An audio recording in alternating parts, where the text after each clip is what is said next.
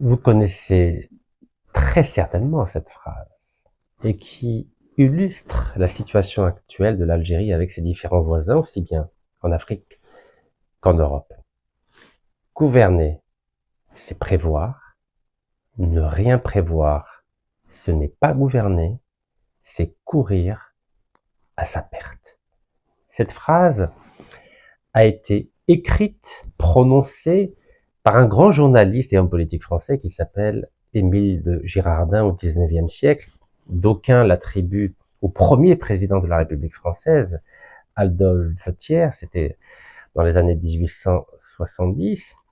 Et nous pouvons constater que même si depuis quelques mois, notamment depuis le 30 juillet 2024, date à laquelle le président français Emmanuel Macron avait reconnu de façon unilatérale et en violation de la légalité internationale la marocanité du Sahara occidental, on a pu remarquer, lorsque l'ambassadeur d'Algérie à Paris a été rappelé à Alger, qu'il y avait une forme de flottement de la diplomatie algérienne. L'État algérien ne savait pas comment gérer cette crise inédite depuis 50 ans dans les relations entre Paris et Alger.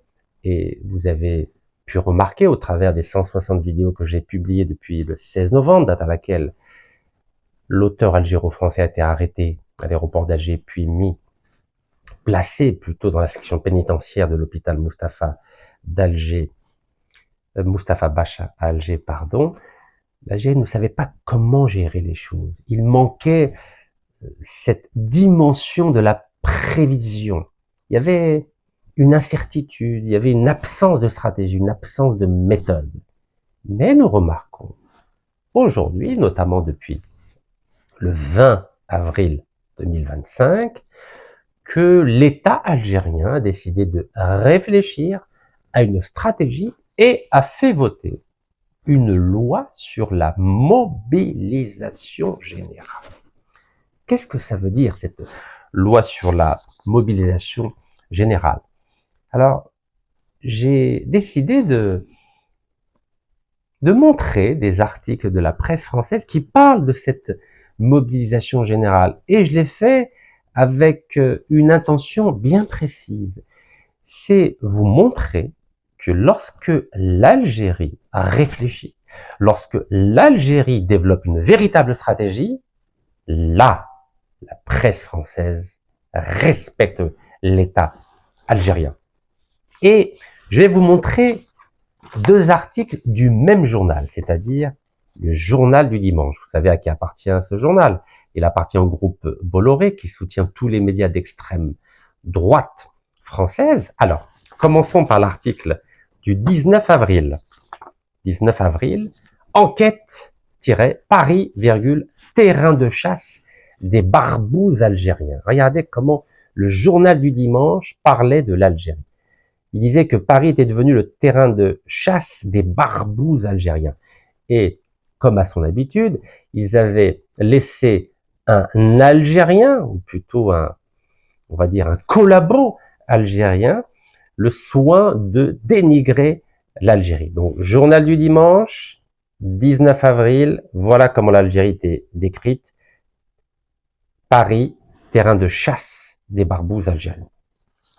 Écoutez, maintenant, ou plutôt lisez avec moi ce que ce même journal, journal du dimanche, écrivait le 22 avril, c'est-à-dire 3 jours après. L'Algérie adopte une loi sur la mobilisation générale. Là, on parle plus de barbouze. Et en sous-titre, le Conseil des ministres algériens a adopté un projet de loi autorisant la prise de mesures exceptionnelles par le chef de l'État en cas de guerre ou de catastrophe naturelle. Ah, on est loin des barbouzes algériens. Et là, tout d'un coup, c'est plus un Algérien qui écrit l'article, c'est une Française, Marianne Lecache. Marianne Lecache. Parce que pour parler sérieusement de l'Algérie, on n'utilise plus les nouveaux harkis. Non, là, c'est des Français qui écrivent. Et vous allez voir que sur 4 pages, il n'y a pas une seule critique sur l'Algérie. Aucune critique. Je dis bien aucune critique. Alors que 3 jours avant, ah là, vous pouvez y aller, là, hein. C'est vraiment, on a l'impression que l'Algérie était décrite comme vraiment un pays de voyous, un pays de terroristes, 3 jours avant. Alors, c'est là où on voit que quand l'Algérie réfléchit, quand l'Algérie se met à table pour définir une stratégie, là on gagne le respect. À bon entendeur. Allez, Besmellah. Que dit le journal algérien? Il dit que le 20 avril, le Conseil des ministres a adopté un projet de loi encadrant la mobilisation générale, rapporte le média algérien TSA. Donc tout d'un coup, les Français respectent les journalistes algériens. Ce texte précise les dispositions liées aux modalités d'organisation, de préparation et de mise en œuvre de la mobilisation générale prévue par la Constitution algérienne. Je précise, et là ils mettent bien en gras, en tête de chapitre, ils disent « Le président algérien pourra décréter l'état d'exception pour 60 jours en cas de péril imminent dans ses institutions, dans son indépendance ou dans son intégrité territoriale. » Et il souligne, le chef de l'État serait alors en capacité de décider de mesures exceptionnelles que commande la sauvegarde de l'indépendance de la nation et des institutions constitutionnelles de la République. Ça fait plaisir quand même, hein, quand dans cette presse, dans l'ancienne France coloniale, commence à respecter l'Algérie. Ah oui, quand on parle de mesures exceptionnelles, de guerre d'état d'exception, les Français, ils ne parlent plus de barbouzerie, là, ils parlent plus d'un diplomate qui a commandité un kidnapping ou un assassinat. Là, ils parlent sérieusement. Je vous rappelle que quelques jours avant, regardez ce que disait le même journal, le journal du dimanche. La France n'a rien à gagner à courtiser un régime haineux et malveillant. Là, on parle plus de régime haineux et malveillant. On parle de choses sérieuses. Que dit encore cette journaliste du journal du dimanche? En cas de guerre, qu'il peut déclarer, c'est-à-dire le président, qu'il peut déclarer face à une agression effective ou imminente, le chef de l'État assumerait d'ailleurs tous les pouvoirs. C'est un peu comme l'article 16 de la Constitution française. D'ailleurs, le général de Gaulle l'avait déjà utilisé au moment où il y avait une tentative de coup d'État en France. Et la conséquence directe de cette prise de pouvoir du président algérien, la prise de tous les pouvoirs, c'est que la Constitution, qui a été votée en novembre 2020, elle serait alors suspendue. C'est ce qu'avait fait le président tunisien Kais Saïed le 25 juillet lorsqu'il a décidé de suspendre la Constitution. Et si sa présidence du chef de l'État, c'est-à-dire si Abdelmadjid Tebboune, touche à sa fin, son mandat pourrait être prorogé de plein droit, prorogé, c'est-à-dire prolongé, jusqu'à la fin de la guerre. Voici ce qu'implique l'éventualité où le président de la République déciderait de voter l'état d'exception en Algérie. Il prendrait tous les pouvoirs et son mandat, même s'il touchait à sa fin, imaginons qu'il touche à sa fin donc en septembre 2029, il pourrait prolonger son mandat jusqu'à la fin de la guerre. Et là, j'ai indiqué, c'est ce qui s'est passé exactement en Ukraine avec la guerre entre l'Ukraine et la Russie, où le président Zelensky, dont le mandat a expiré en mai dernier, est toujours président, alors que ça fait 1 an où officiellement, constitutionnellement parlant, il n'est plus le président élu de l'Ukraine. Alors, comment le journal du dimanche justifie un peu cette nouvelle loi qui a été votée en Algérie sur la mobilisation générale? Ils disent qu'il y a un contexte diplomatique tendu. Et pour parler de ce contexte diplomatique, ils parlent essentiellement de la crise diplomatique entre Paris et Alger. Voilà. C'est essentiellement la crise diplomatique entre Paris et Alger qui serait à l'origine de cette loi sur la mobilisation générale. Alors, très brièvement, il dit qu'il y a des tensions qui opposent l'Algérie à d'autres pays, mais il ne parle que de la tension entre Paris et Alger. Donc, est-ce que vous voyez comment le journal du dimanche, il commence à respecter l'Algérie? Aucune critique, aucune insulte, aucune provocation. Ça, c'est une leçon. Quand l'Algérie réfléchit à une vraie stratégie, elle gagne le respect de tout le monde. Mais c'est pas avec des amateurs qu'on va obtenir le respect de tout le monde. Vous vous en souvenez, je prends l'exemple de la Coupe du Monde de 1982. Quand l'Algérie a battu l'Allemagne, le monde entier a parlé de cette victoire de l'Algérie, car nous avions les meilleurs. Belloumi, Majer, Assad, etc. Mais quand on a par exemple un consul qui est nommé depuis 7 ans au consulat général de San Francisco et qui ne fait strictement rien, et que c'est un emploi fictif qui organise juste des dîners dans un restaurant marocain, évidemment que personne ne va nous respecter. Donc c'est pour ça que je salue cette loi sur la mobilisation générale, car cette loi permet d'obtenir le respect du monde entier. Aucune critique, je dis bien aucune. Et regardez maintenant comment le monde a parlé de cette même loi sur la mobilisation générale. Donc toujours le 22 avril, l'Algérie adopte une loi afin de permettre la mobilisation générale et la guerre. Voilà, ça, c'est le Figaro. Et là, vous voyez l'image des soldats algériens avec le drapeau algérien. C'est quand même intéressant. Que dit le Figaro? Dans un contexte régional toujours plus tendu, le régime d'Alger, il ne dit pas le gouvernement algérien, il dit le régime d'Alger, à croire que nous ne sommes pas un état de droit. Le régime d'Alger a adopté un texte précisant les dispositions liées aux modalités d'organisation, de préparation et de mise en œuvre de la mobilisation générale. Maintenant, allons dans le détail. Donc lui, il va dans le détail des articles de la Constitution algérienne. En clair, cette loi sur la mobilisation générale ne fait que préciser des dispositions constitutionnelles qui figurent dans les articles 97, 98, 99 et 100 de la nouvelle Constitution de novembre 2020. Bismillah. Donc là, il reprend tout d'un coup le communiqué de l'agence de presse algérienne, l'APS. Là, tout d'un coup, c'est devenu une source fiable, respectable. Et il dit que ce texte précise les dispositions liées aux modalités d'organisation, de préparation et de mise en œuvre de la mobilisation générale prévue à l'article 99 de la Constitution. Et là, toujours, ils reprennent l'article TS1. Donc, voilà. Les journalistes algériens commencent à monter en grade. Bismillah.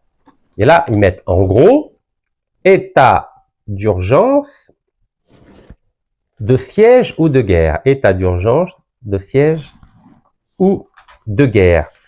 Lorsque le journal du dimanche, lui, précisait, en sous-titre, les pleins pouvoirs du président. Voilà, les pleins pouvoirs du président. Alors, allons-y. Article 99, qui souligne que le président de la République décrète la mobilisation générale en Conseil des ministres, fait partie d'une série d'articles de 97 à 102, projetant diverses situations extrêmes. Ainsi, l'article 97 stipule que le président Saad Abdelmajid Tebboune décrète en cas de nécessité impérieuse l'état d'urgence ou l'état de siège. Alors, pour information, il y avait eu déjà l'état de siège en Algérie depuis la décennie noire jusqu'en 2011, au moment du printemps berbère. Donc, je tiens à le rappeler à ceux qui ne le savent pas, pendant pratiquement 20 ans, l'Algérie a vécu selon le régime de l'état d'urgence. Donc alors, cet état d'urgence ou d'état de siège est pour une durée maximale de 30 jours. Et cet état de siège permet de prendre toutes les mesures nécessaires au rétablissement de la situation. Donc ça, c'est l'article 97. Maintenant, l'article 98. Il indique que lorsque le pays est menacé d'un péril imminent, c'est-à-dire rapide, dans ses institutions, dans son indépendance ou dans son intégrité territoriale, le président de la République décrète l'état d'exception qu'on vient d'indiquer et qui est pour une durée maximale de 60 jours. Ça, c'est donc l'article 98. Maintenant, l'article 100. Il prévoit que le président de la République peut déclarer la guerre. Là, on passe au niveau très au-dessus. On n'est pas dans l'état de siège, on n'est pas dans l'état d'urgence, on est au-delà de l'état d'exception, on est carrément dans l'état de guerre. En cas, donc alors cet état de guerre peut être déclaré en cas d'agression effective ou imminente. Effective, c'est-à-dire réelle, imminente, c'est-à-dire là, dans les prochaines heures, dans les prochains jours. Et qu'il informe la nation par un simple message, c'est-à-dire par un communiqué.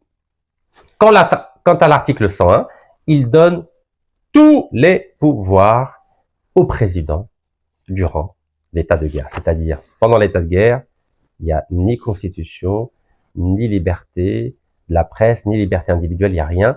Il y a ce qu'on appelle la mobilisation générale pour préserver, défendre le pays. Donc c'est de cela dont il est question au travers de cette loi sur la mobilisation générale. Alors maintenant, contrairement à ce qu'indiquait le journal du dimanche, quand il disait quelle est la raison de cette loi sur la mobilisation, le journal du dimanche disait que c'était dû à la tension diplomatique entre Paris et Alger, mais le Figaro, lui non. Lui, il considère que depuis 50 ans, la véritable raison, c'est le conflit entre l'Algérie et le Maroc qui s'écharpe sur la question du Sahara occidental. Voilà, depuis 50 ans, l'Algérie et le Maroc s'écharpent sur la question du Sahara occidental. Donc c'est une autre lecture des raisons pour lesquelles l'Algérie aurait décidé de voter cette loi sur la mobilisation générale. Et là, il rajoute quand même que, au-delà de l'importance du conflit entre Alger et Rabat sur la question du Sahara occidental, le Figaro relève quand même que Abdelmajid Tebboune a dénoncé en octobre dernier, c'est-à-dire en octobre 2024, les mensonges de la France sur la colonisation, et les autorités algériennes avaient arrêté au mois de novembre l'écrivain français, la crise des influenceurs algériens en France, le refus d'Alger d'accueillir ses ressortissants expulsés, ceux qui étaient sans papier, l'attentat d'un Algérien sous OQTF à Mulhouse, c'était le 22 février 2025, et les sanctions réciproques visant les diplomates algériens et français ont également sévèrement aggravé les relations entre les deux pays ces derniers mois, c'est-à-dire entre Paris et Alger. Comme vous le savez, l'Algérie a expulsé 12 diplomates français et en représailles, la France a décidé d'expulser aussi 12 diplomates et attachés consulaires algériens de la France vers Paris. Donc vous remarquerez que dans les deux articles, on parle plus d'Algérie comme État voyou, on parle plus d'Algérie comme dictature, on parle plus d'Algérie comme organisant des assassinats ou des kidnappings. Non, on parle de l'Algérie de façon extrêmement sérieuse, extrêmement respectueuse. C'est un peu comme si les Français parlaient de la Chine ou des États-Unis. Donc tout d'un coup, on est respecté dans les médias français. Et c'est la raison pour laquelle je voulais aborder cette question de la mobilisation générale décrétée le 20 avril en Algérie, pour vous montrer que lorsque l'Algérie a une stratégie, l'Algérie est respectée. Alors maintenant, cette mobilisation générale. Et là, je vais reprendre la phrase que je vous ai indiquée tout à l'heure de notre ami Émile de Girardin. Gouverner, c'est prévoir. Et ne pas prévoir, ce n'est pas. Gouverner, c'est courir à sa perte. Gouverner, c'est aussi prévenir. C'est qu'avant cette mobilisation générale, il serait peut-être bon d'anticiper la guerre, d'anticiper des menaces imminentes contre notre pays. Et depuis quelques mois, vous le savez, j'ai proposé au président de la République, Cheikh Abdelmajid Tebboune, d'organiser, de mettre en place, d'orchestrer 4 fronts. Le front médiatique, le front diplomatique, le front juridique et le front intellectuel.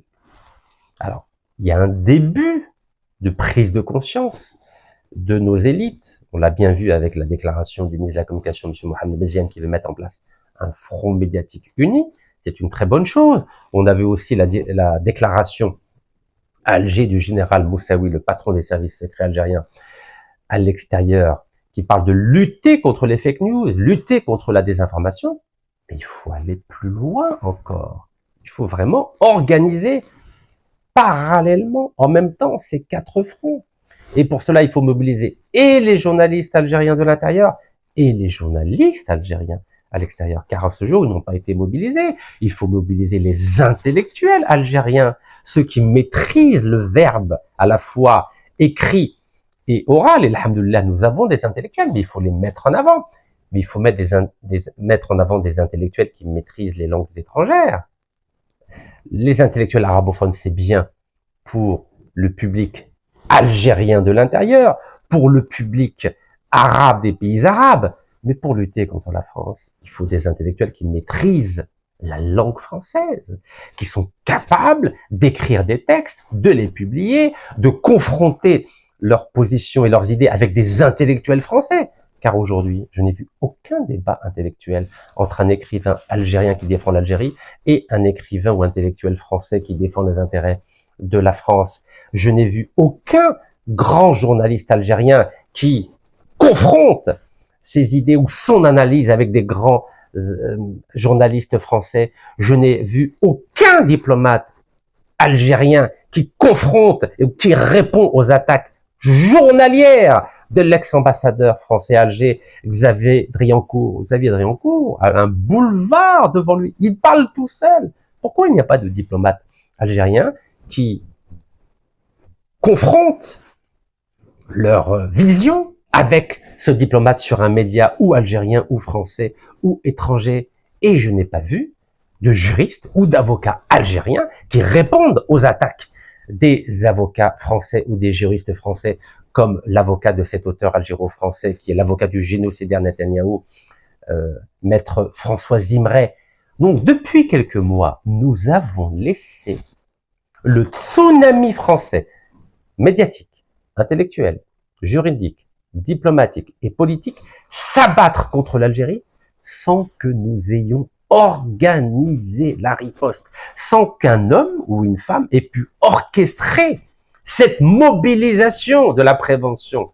Je suis très content que l'Algérie a adopté une loi sur la mobilisation, mais je préfère aussi, en même temps que cette loi sur la mobilisation générale, qu'il y ait une volonté d'organiser une prévention générale sur tous les plans que je viens d'indiquer. La mobilisation générale, ça vient lorsque le risque est imminent.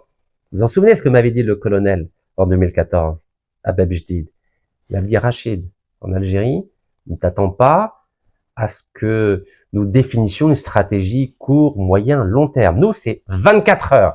Et cette loi sur la mobilisation générale, elle parle bien de risques imminents, c'est-à-dire tout de suite, dans quelques heures. Je souhaiterais que notre pays puisse aussi réfléchir à des stratégies court, moyen, long terme. Ce sont des stratégies qui peuvent qualifier une stratégie de prévention. Et à mon sens, les deux sont complémentaires. Il faut prévenir, mieux vaut prévenir que guérir. On l'a vu avec la crise du Covid.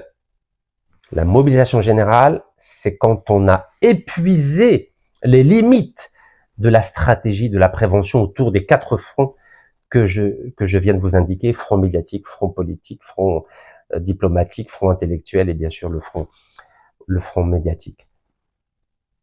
Il faut réfléchir en amont avant de déclarer la guerre, avant d'arriver à cette extrémité que personne ne souhaite évidemment. Il faut se mettre au travail, mais avec un personnel qualifié. Je souhaiterais que nos journalistes, nos intellectuels, nos diplomates, nos hommes politiques et nos juristes soient du même niveau que celui de Madjar et de Belloumi en 82 dans l'équipe d'Algérie contre l'Allemagne. Regardez, même en équipe de football, on n'est pas capable d'être qualifié pour la Coupe du Monde. Vous savez pourquoi? On a des mauvais entraîneurs, des mauvais joueurs, ou des mauvais sélectionneurs. En 82, nous avions un très bon sélectionneur, un très bon entraîneur et de très bons joueurs. C'est avec de très bons sélectionneurs, de très bons entraîneurs, de très bons joueurs qu'on peut gagner. Et c'est ce qu'on a fait en 82 contre l'Allemagne. Et regardez le parallèle. C'est pas un hasard si un an avant, nous avions un très bon diplomate, 2 très bons diplomates, qui avaient libéré 52 diplomates américains à l'ambassade américaine à Téhéran. Vous faites le parallèle ou pas? C'est que l'excellence, elle se manifestait partout à l'époque, partout, dans tous les domaines. aussi bien dans le domaine diplomatique, avec feu Mohamed Siddiq Ben Yahya, avec la libération des otages américains en janvier 81, qu'en juin 82. Juin 82, c'était 1 an et demi après, avec la victoire historique de l'Algérie contre l'Allemagne. Il y avait un esprit algérien, il y avait un esprit de l'excellence algérien, il y avait un esprit de la victoire algérienne. Et nous étions à peine 20 ans après l'indépendance de 1962. C'est-à-dire qu'il y avait encore le Hamas, cet enthousiasme, cette volonté de briller, cette volonté d'être les meilleurs, cette volonté de servir le drapeau algérien. Mais quand je vois que le consul général d'Algérie à San Francisco, depuis 7 mois, il n'a strictement rien fait, si ce n'est organiser 2 dîners dans un restaurant marocain. Alors que le président lui a alloué un budget pour mettre en place un consul général de l'Algérie dans toute la partie ouest des États-Unis. Il n'a strictement rien fait. Pas de consul ouvert, pas de partenariat avec des entreprises américaines, pas de partenariat avec des universités américaines. Wello. Pas de passeport délivré pour les Algériens, pas de carte d'identité délivrée pour les Algériens et pas de visa délivré pour les touristes américains qui veulent se rendre en Algérie. C'est là où je vous dis que on a beau faire la plus belle loi sur la mobilisation générale, si on n'a pas les hommes et les femmes qui peuvent justement accompagner ces décisions du président de la République, vous verrez qu'il ne se passera pas grand-chose. J'invite les autorités algériennes et le peuple algérien à une réflexion profonde sur la façon dont notre pays peut retrouver ce niveau d'excellence qu'il y avait en 81 dans la diplomatie algérienne ou en 82 dans le football algérien. Barakallahu fikum. Yatikum as-sahha. Allah yarham shuhada.